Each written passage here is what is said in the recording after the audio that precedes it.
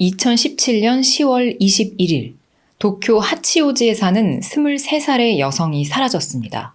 이 여성은 사라지기 전 같이 죽을 사람을 찾고 있다며 스스로 삶을 마감할 것을 암시하는 듯한 글을 트위터에 남겨뒀었는데요. 이 여성의 오빠는 동생이 정말로 죽으려고 하는 건 아닌지 불안감에 휩싸였어요. 그는 동생을 찾아 헤매며 경찰에 실종 신고를 합니다. 하지만 경찰은 그저 성인 여성의 가출이나 일탈이라고 생각했는지 이걸 그다지 심각하고 긴급한 문제로 생각하지는 않았어요. 성인 실종 신고일 경우 우리나라에서도 흔히 있는 일이죠. 하지만 친동생이 이런 청천벽력 같은 글을 남기고 갑자기 사라진 거잖아요. 이 오빠 입장에서는 이 문제가 그 무엇보다 다급한 문제였겠죠. 마음이 급했던 오빠는 경찰 수사만을 기다릴 수가 없어서 직접 동생의 행방을 쫓기 시작합니다. 그는 먼저 여동생의 트위터 계정과 비밀번호를 이용해 로그인해서 여동생의 SNS 활동을 조사했어요. 이를 통해 동생이 자마라는 지역에 사는 한 수상한 남성과 접촉했다는 사실을 알아냅니다. 이 오빠는 트위터에다가 제 여동생과 연락이 닿지 않습니다. 여동생이 자마 지역의 우케오이닌과 연락을 주고받은 것 같습니다. 라며 도움을 요청하는 글을 올렸어요. 여기서 우케오이닌이란 한국말로는 청부인이란 뜻인데요. 자살을 돕는 사람을 지칭하는 은어라고 생각하시면 될 것 같아요. 이 글을 올리자 A라는 여성이 자기가 마음에 좀 집히는 게 있다라면서 이 오빠에게 연락을 해왔습니다. 이 A씨는 사실 과거에 자기도 자살을 돕는 한 청부인 남성을 만난 적이 있었다고 털어놓는데요. 그녀가 만났다던 청부인 남성의 이름은 시라이씨. A씨는 이 시라이씨라는 남성을 뭔가 이상한 사람이었다고 기억하고 있었어요. 만나서 이렇게 막 얘기를 나누는데 시라이씨가 저는 목을 매서 죽으려고 했었습니다. 라고 하더래요. 근데 그 사람의 목을 봤더니 뭐 끈자국 같은 게 전혀 없는 거예요. 또 같이 죽자면서도 이상하게 카레를 그렇게 개걸스럽게 먹었다고 합니다. 딱 봐도 이게 죽기를 원하는 사람의 모습은 아닌 것 같잖아요. A씨는 이러한 모습에 뭔가 이상함을 느껴서 그가 자기 집으로 가자고 하는데도 따라가지 않았다고 해요. 직접 만났었고 식사까지 함께 했기 때문에 A씨는 만약 자기가 시라이 씨의 얼굴을 다시 본다면 알아볼 수 있다고 설명을 했습니다. 물론 아직 A씨가 만났다던 그 시라이 씨라는 남자가 이 오빠가 찾고 있는 여동생을 해친 사람이 맞는지 정확한 건 아니에요. 그래도 그는 이 A씨의 이야기를 듣자마자 즉각 경찰에 이러한 사실을 알립니다. 그제서야 경찰은 사태의 심각성을 깨닫고 곧바로 본격적인 수사에 착수했어요. 그러자 기초 수사 과정에서 또 다른 실종자들의 존재가 발견됩니다. 뭔가 연쇄 사건의 냄새가 나죠. 또 다른 실종자는 후쿠시마에 살고 있던 17살 여고생이었습니다. 이 여학생은 한 달 전인 9월 27일에 실종됐고 그녀의 마지막 휴대전화 위치가 이 자마라는 지역의 한 기지국으로 나타났다는 사실이 확인됐어요. 이 여고생 말고도 또 있습니다. 이전에 사이타마현에서 실종됐다고 신고됐던 다른 여러 여성들이 있었는데 그들의 휴대전화 위치 또한 자마에서 발견된 사실이 추가로 드러난 거죠. 경찰은 이 모든 실종 사건들이 다 연관이 돼 있고 그 중심에 아직 정체가 밝혀지지 않은 우케오이닌, 즉 자살을 돕는 그 청부인이 있을 가능성을 의심하기 시작했어요. 자, 이제 그 우케오이닌이 A씨가 만났었던 시라이씨가 맞는지만 확인을 해보면 되겠죠. 경찰은 A씨의 도움을 받아 범인 검거 작업에 돌입합니다. 이 A씨는 경찰이 시키는 대로 시라이씨에게 메시지를 보내요. 10월 30일 마치다역에서 만납시다. 이렇게 가짜 약속을 잡는데요. 약속한 날이 되고 A씨는 경찰과 함께 숨어서 그 약속한 장소에 시라이 씨가 나타나길 기다립니다. 약속 시간이 되자 시라이 씨가 나타났어요. A씨는 그의 얼굴을 확인하고는 경찰에게 조용히 말합니다. 저 사람이 맞아요. 확실해요. 이렇게 A씨의 확인을 받은 이후 경찰은 이제 그가 거주하는 곳을 알아내기 위한 작전을 펼치는데요. 우선 A씨로 하여금 이 시라이 씨한테 약속을 취소하겠다는 문자를 보내게 합니다. 이렇게 약속 장소까지 나왔다가 A씨를 만나지 못한 시라이 씨는 집으로 발걸음을 돌렸어요. 경찰은 이때 시라이 씨의 뒤를 밟습니다. 그리고는 그가 어느 목조 아파트 2층으로 들어가는 걸 확인했어요. 월세 약 2만 엔, 집 크기가 13제곱미터 정도 되는 작은 원룸 아파트였습니다. 경찰들이 곧바로 뒤따라가서 그의 집 쪽으로 다가가는데 그의 집 문 앞까지 가자 굉장히 심한 악취가 나기 시작했어요. 벌써 불길한 느낌이 확 오죠. 똑똑똑. 경찰은 시라이 씨의 집 문을 두드립니다. 잠시 후 문을 연 시라이 씨는 경찰들이 집 앞에 서 있는 걸 보고는 당황한 듯 불안한 모습을 보였는데요. 경찰은 시라이 씨를 똑바로 쳐다보며 실종된 여성을 아냐고 묻습니다. 시라이 씨가 뭐라고 대답했을까요? 그는 모른다고 딱 잡아뗐어요. 하지만 무작정 잡아뗀다고 뭐가 감춰지나요? 그의 불안한 듯 수상한 행동이나 집 안에서 나오는 강한 악취는 막을 수가 없었죠. 또 실종된 여성이 살던 하치오지 역이랑 이 시라이 씨의 아파트 근처 역에서 그 두 사람이 함께 있는 모습이 CCTV에 찍히기도 했어요. 경찰은 네가 여러 여성들을 집으로 끌어들인 걸 알고 있다 라면서 집 내부를 살펴보고 싶다고 압박했습니다. 시라이 씨는 결국 체념한 듯 경찰이 들어오는 걸 허락했어요. 그리고 잠시 후 집 안에 들어간 5명의 경찰들은 아주 충격적이고 끔찍한 광경을 마주하게 됩니다. 이 시라이 씨의 집 안에 놓여있던 3개의 아이스박스와 5개의 대형 수납상자 안에서 9명분의 사람 머리, 다리, 팔 등 240여 개의 뼈가 포함된 토막난 시신이 발견됐어요. 경찰은 현장에서 범행에 사용된 밧줄, 톱 등의 도구들과 피해자들에게 먹인 수면제, 알코올을 압수하고 31일 새벽 이 시라이 씨를 시체 유기 혐의 현행범으로 우선 체포합니다. 경찰서로 연행돼 신문을 받게 된 시라이 씨. 그는 순순히 모든 걸 인정합니다. 근데 죄책감이라고는 전혀 찾아볼 수 없는 뻔뻔한 기색이었어요. 발견된 9명의 사람들 모두 자기가 죽인 게 맞고 그들의 시신을 해체했다면서 자신의 끔찍한 범행을 다 인정합니다. 그렇게 일본 사회를 경악하게 만든 이 살인사건의 전말이 드러나게 되는데요. 이 사건은 지역의 이름을 따서 가나가와현 살인사건, 자마사건 혹은 트위터 살인사건 등으로 불립니다. 유해 DNA 검사가 이루어지면서 11월 10일경 사망자 전원의 신원이 확인됩니다. 피해자들도 전부 다 어리고 젊었어요. 15세에서 26세의 남녀였는데요. 이 중에는 고등학생도 3명 있었고 여성이 8명, 남성이 1명 있었습니다. 유일한 이 남성 피해자는 당시 20살이었고요. 실종된 여자친구를 찾다가 살해된 거라고 하네요. 이 남성을 제외한 나머지 8명은 여고생이거나 이제 막 사회생활을 시작한 젊은 저소득층 여성들이었습니다.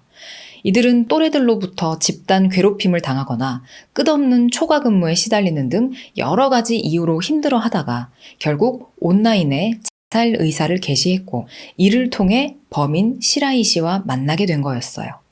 살인범 시라이시 다카히로는 어떻게 이런 끔찍한 괴물로 자라나게 된 걸까요?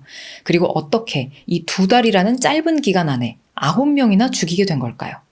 지금부터는 시간순으로 그의 어린 시절부터 이렇게 끔찍한 범행을 저지른 시기, 그리고 그 이후까지 쭉 한번 이야기해드려 볼게요.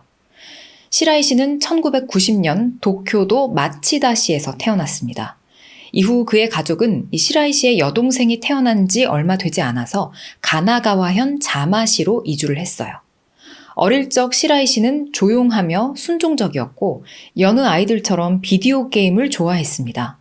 초등학교 저학년 때는 한자를 스스로 찾아가며 게임 공략집을 찾아볼 정도로 게임에 몰두하기도 해요. 중학교에 올라가서는 야구부에 들어갔다가 육상부로 옮겼지만 무릎 부상으로 운동을 그만뒀습니다. 이 시라이 씨는 운동을 하게 되면서 학업에는 흥미를 잃었고 이후에는 학교가 재미없어요. 성격이 강한 친구들과 잘 맞지 않아요 라고 이야기하면서 학교에 자주 결석하고 점차 내성적인 성격으로 변해갔어요. 집에서 식사 시간 외에는 주로 방에 틀어박혀 혼자 게임을 하며 시간을 보냈고 가족들과는 최소한의 대화만 나누었습니다. 간섭받는 걸 아주 싫어했다고 하고 뭔가 이렇게 지적을 받으면 일부러 말을 듣지 않았대요. 부모님이 게임 시간을 제한한다거나 방을 치우라고 하면 화를 참지 못해서 주먹으로 방 벽에 구멍을 내기도 합니다. 이후 여러 차례 가출도 하고 또 어떻게 돼도 상관없다. 나는 살아있어도 소용이 없다. 라면서 자살 충동을 나타내 보이기도 했어요. 공부를 잘 못했기 때문에 취업에 유리한 상공고등학교에 진학을 했지만 여기에서도 성적이 좋지 않아서 취업과 관련된 학교 추천을 받지 못했습니다. 어쩔 수 없이 아르바이트를 해오던 슈퍼마켓에서 정규직으로 일을 하게 되지만 이것도 2년 만에 그만둬요. 그 후 시라이 씨는 가나가와현으로 가서 파친코 가게 등 여러 가게를 전전하며 아르바이트를 이어갑니다.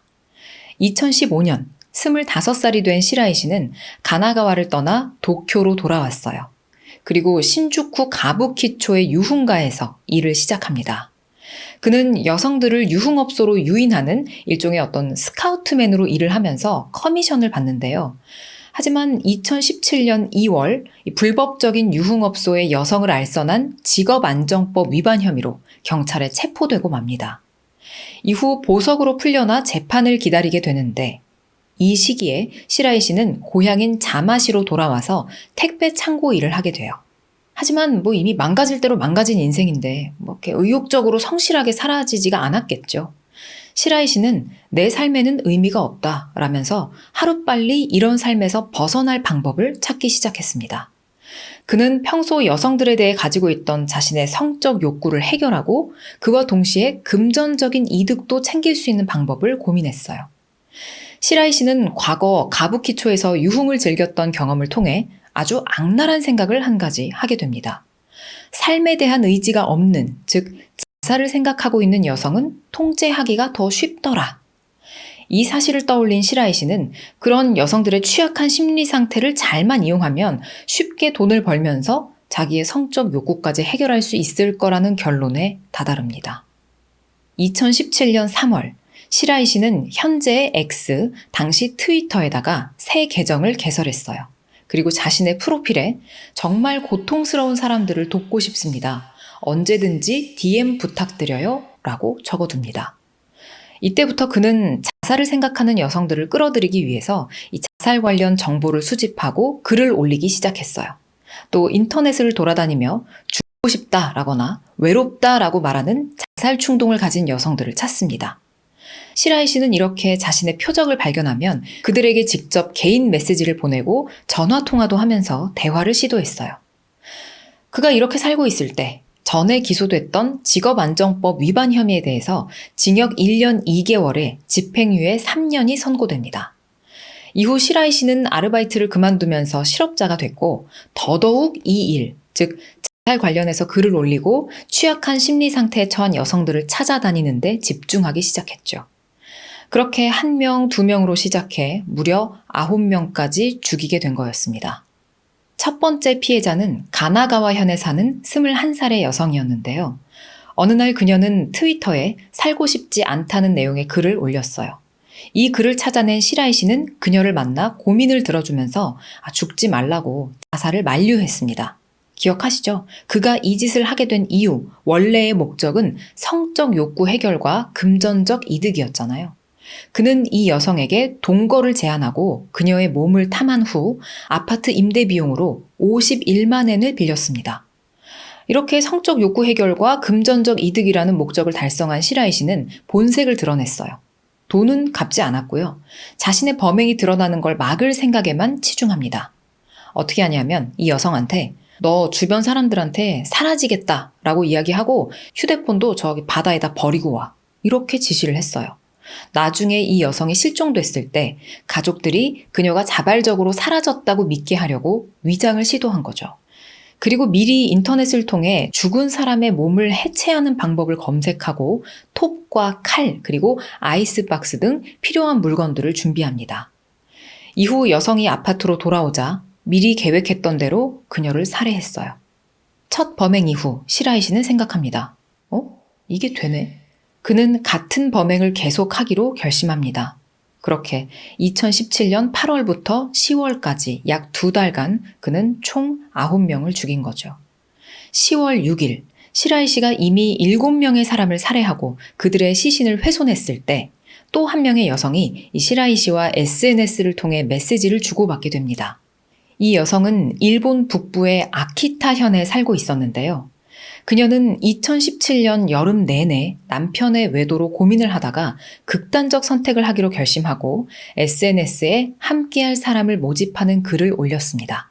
그러자 그해 9월쯤 시라이 씨가 그녀의 선택에 동조하는 내용의 긴 메시지를 보내왔고 10월 6일에는 역시나 또 시라이 씨가 다른 계정을 만들어서 혹시 함께할 사람 모집은 끝났나요? 라고 질문을 해왔어요.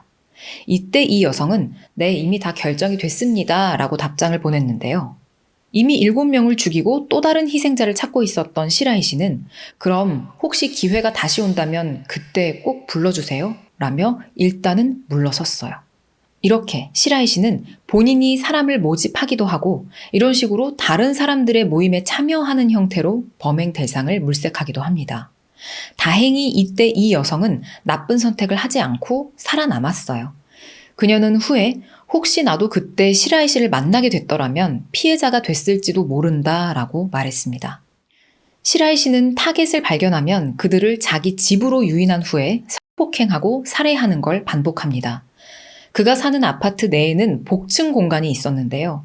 거기다가 밧줄을 묶어서 아래쪽으로 쭉 내려 그 밧줄에다가 피해자들의 목을 거는 수법을 썼어요. 이렇게 여성들을 목 졸라 의식을 잃게 만든 후 몹쓸 짓을 저지르면서 자신의 욕구를 푼 후에 죽인 거죠. 그리고는 욕실에서 이 피해자들의 몸 해체 작업을 하고 그걸 아이스박스와 수납상자에 보관합니다. 처음에는 해체 작업에 꼬박 이틀이 걸렸지만 나중에는 2시간으로 단축될 정도로 익숙해졌습니다. 자, 여성들은 이런 방식으로 해쳤는데 아까 왜 피해자 중에 남성도 한 명 있다고 했었잖아요. 여자친구를 찾던 20살 청년. 그에게는 어떻게 한 걸까요? 시라이 씨는 이 청년이 술에 취해서 졸기 시작하자 그의 등 뒤로 가서 왼팔로 목을 감고 오른팔로 압박했습니다. 놀란 청년이 시라이 씨의 머리를 막 때리고 그의 머리카락과 팔을 잡으면서 2, 3분간 격렬히 저항했지만 결국 의식을 잃고 말았어요. 이 청년이 의식을 잃자 시라이 씨는 그의 입과 코를 청테이프로 막고 손발을 케이블 타이로 묶은 뒤에 일단 아이스박스에 앉혀놨습니다. 이후 여성들에게 한 것과 같은 방식으로 복층에서 밧줄을 내려 목을 매달아 살해했다고 해요. 그는 시신이 부패하면서 나는 냄새를 없애기 위해서 고양이 배변용 모래를 뿌려두기도 했다고 합니다. 그런데 놀랍게도 경찰 조사 과정에서 그의 이러한 범죄 행각을 목격한 사람이 있었다는 게 밝혀졌어요. 시라이 씨와 같은 아파트에 살았던 22살의 호스티스 여성이었는데요. 무슨 의도와 심리로 그랬는지 모르겠지만 시라이 씨가 해체 작업을 하던 도중에 평소 알고 지내던 그녀를 자기 집으로 부른 적이 있었다고 해요. 이때 이 여성이 시라이 씨의 집에서 뼈를 끓이는 걸 목격했지만 자신도 표적이 될까 두려워 신고를 하지 못했다며 두려움을 감추지 못했어요. 이뿐만이 아닙니다. 또 다른 이웃들은 늦은 밤 시라이 씨가 쓰레기 버리는 모습을 봤는데 그가 쓰레기 봉투를 끌고 내려가는 모습이 뭔가 무게가 상당한 걸 끄는 것 같았다고 해요. 그 쓰레기 봉투가 계단에 턱턱 부딪히면서 소음까지 냈었다고 합니다. 이걸 목격하고 들었던 이웃들은 나중에 이 사건의 내막을 알고 나서 몸서리를 쳤어요. 또 어떤 이웃들은 시라이 씨가 이사 온 지 얼마 지나지 않아서 아파트에서 심한 악취가 나기 시작했다고 기억했습니다.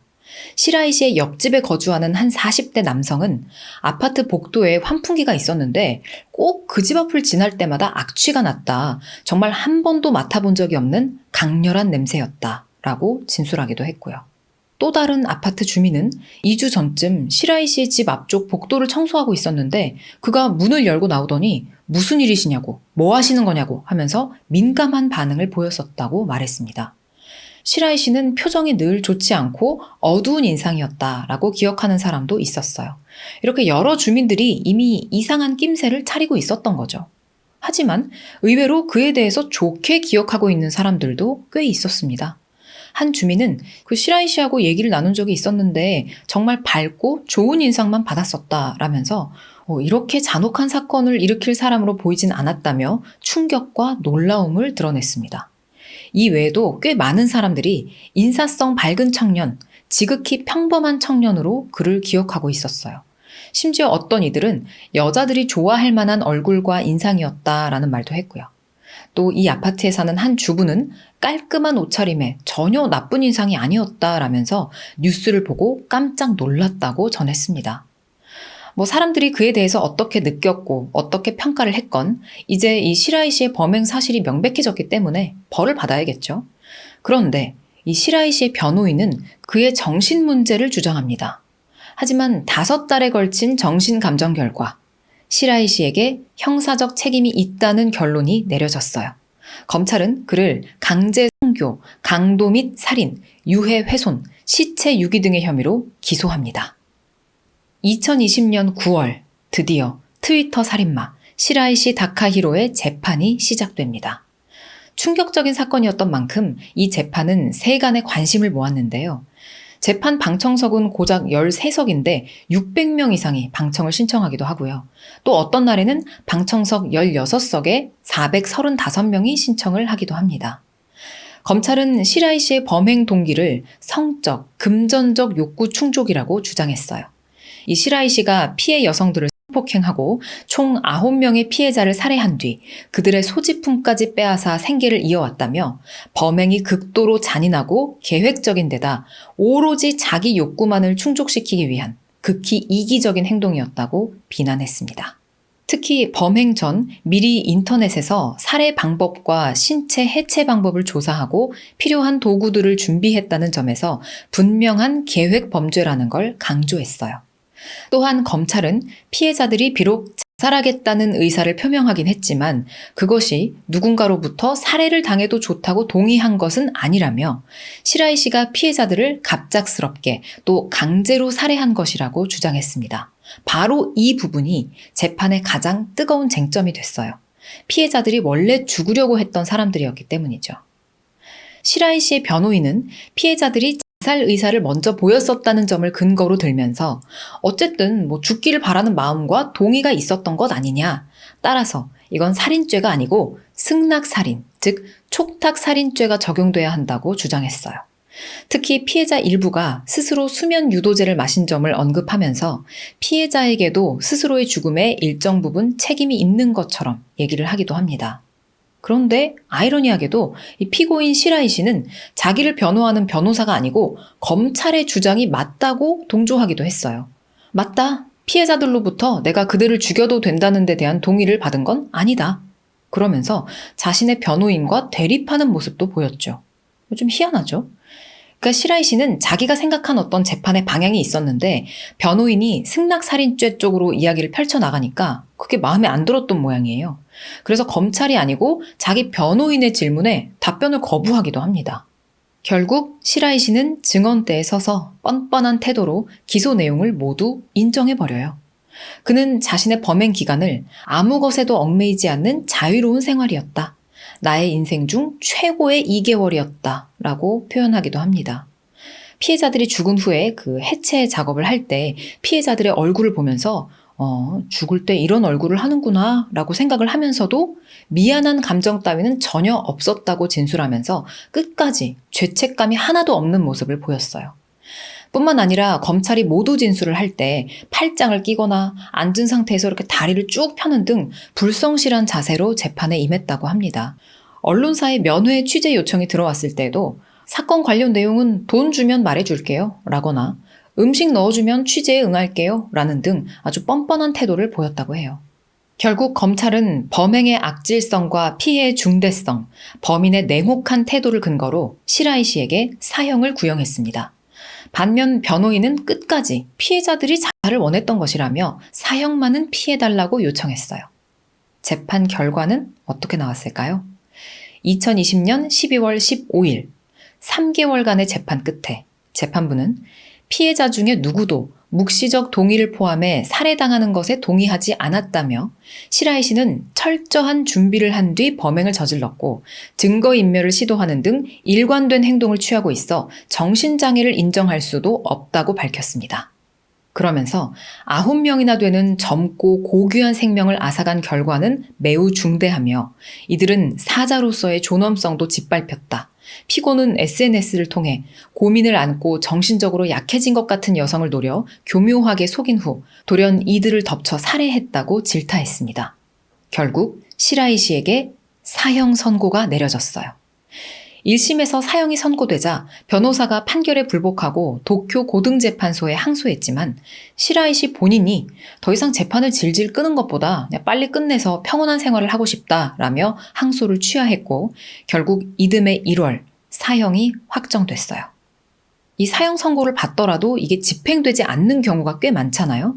근데 시라이 씨는 사형수 신분으로 집행일을 기다리며 구치소에서 복역을 하다가 불과 얼마 전인 지난달 2025년 6월 27일 오전 9시 27분 사건 발생 8년 만에 그리고 사형 확정 4년 만에 도쿄 구치소에서 사형에 처해집니다. 그렇게 시라이 씨는 34세의 나이로 죽었어요. 세상을 떠났다 이런 표현도 쓰고 싶지가 않네요. 후쿠시마에 살던 당시 17살 고등학교 3학년 여학생의 아버지는 그가 죽었다고 해서 아무것도 변하지 않았고 평소와 같다라며 사형으로 간단하게 목숨을 잃는 것보다 자신이 저지른 죄를 생각하는 시간이 있는 게 좋았을 것이다 라고 말하기도 했습니다. 아직 어린 딸이 그렇게 무참히 죽임을 당했으니까 얼마나 분하고 원통하셨겠어요. 이 아버지는 내가 아무것도 할 순 없지만 원수를 갚고 싶을 때가 있다. 이 분노를 어디다 쏟아부어야 할지 모르겠다 라고 심경을 밝히기도 했습니다. 또 사망한 25세 여성의 아버지는 법정에서 지금도 딸 나이 또래 여자들을 볼 때면 내 딸로 착각하곤 한다. 고통이 사라지지 않는다. 라며 시라이 씨를 절대로 영원히 용서할 수 없다고 말했습니다. 이 사건은 일본 전역에 충격을 안겨줬고 해외 언론들도 이 연쇄살인 사건을 관심을 갖고 보도했어요. 우리나라에서도 이 사건에 관해 취재가 많이 이루어졌습니다. 찾아보면 당시 기사들이 많이 있어요. 일본은 이미 오랜 기간 높은 자살률로 골머리를 앓아왔었는데요. 이 사건으로 심지어 인터넷에서 이렇게 젊은 사람들끼리 자살 정보를 공유하거나 돈을 받고 살인을 유도했다는 사실에 큰 불안감이 조성되기도 했습니다. 당시 트위터의 최고 경영자는 시라이 씨 살인 사건을 두고 극도로 슬픔을 느낀다라고 밝혔어요. 그리고 이 사건을 계기로 트위터 규정에는 사용자가 자살 또는 자해를 조장해서는 안 된다라는 내용이 정립되기도 합니다. 자, 오늘 사건 여러분 어떻게 들으셨나요? 가끔 이런 잔혹한 사건 이야기를 전해드리면 댓글에서 저런 놈은 똑같이 죽임을 당해야 된다, 막 사형시켜야 된다, 도대체 왜 사형을 안 시키는 거냐 이런 내용들이 많이 보이는데요. 가까운 나라 일본에서 이 사형이 실제 집행됐다는 소식을 듣고 오늘 이 이야기 조사해서 한번 가져와 봤습니다. 일본의 경우 3년 전에도 사형이 집행됐었어요. 도쿄 아키하바라에서 7명에 대한 무차별 살상 사건을 저질러 사형이 확정됐었던 사형수한테 2022년 7월에 사형이 집행됐었는데요. 시라이 씨의 사형은 그때 이후 첫 사형 집행이라고 해요. 이놈은 죽는 순간에 과연 요만큼이라도 어떤 후회나 죄책감의 감정을 느끼긴 했을까요? 보잘것없는 목숨값으로 피해자들의 희생이 위로되지 않아서 안타까울 뿐입니다. 오늘의 사건 소식은 여기까지입니다. 요 전에 올렸었던 실제 사건 여러분들 굉장히 잘 봐주셨다라는 댓글이 많이 있었는데 사실 조금 마음에 걸리는 그런 댓글들도 꽤 보이긴 했어요. 범인이 인도계 호주인이었는데 인도 사람 막 믿고 거른다. 막다른 길에 인도 사람이랑 뱁새? 뭐가 있으면 아무튼 인도 사람을 피하라더라 이런 식으로 어떤 인종 자체를 폄하하는 이건 그 사람이 범죄인인 거지 인도계 사람 그런 거를 얘기할 문제는 아닌 것 같거든요. 너무 성급한 일반화의 오류인 것 같고 게다가 그 사람 국적은 호주인이랍니다. 또 한 가지는 피해자 탓하는 거. 이런 범죄 사건 전해드리면서 범행을 저지른 놈은 따로 있는데 왜 피해자를 욕하는 사람들이 있는 건지 좀 잘 모르겠어요. 그러길래 그 남자는 왜 따라가냐. 그 피해자들도 범행에 책임이 있다. 막 이런 식으로. 그거보다 더 어이없는 건 저는 이래서 여자 유학생들은 걸으려고요. 이런 댓글. 무슨 상관? 무슨 얘기? 그분들은 지금 피해를 당한 피해자예요. 근데 믿고 거른다 이런 얘기가 왜 나오는지도 잘 모르겠어요. 오늘 영상에서도 그러게 왜 자살 모임 같은 거 만드냐, 왜 자살을 하겠다고 하느냐 하면서 피해자들을 욕하는 댓글은 없었으면 하는 생각입니다. 그러니까 그런 댓글이 없을 뿐만 아니라 그런 생각을 하는 사람도 없기를 바랍니다. 자, 오늘도 고양이 궁디팡팡으로 마무리합니다. 여러분 좀 잔혹한 사건 들으셨지만 심신의 안정을 다시 되찾으시길 바라며 네, 우리 애기. 네, 여러분 그럼 안녕. 다음 영상으로 또 만나요. 안녕.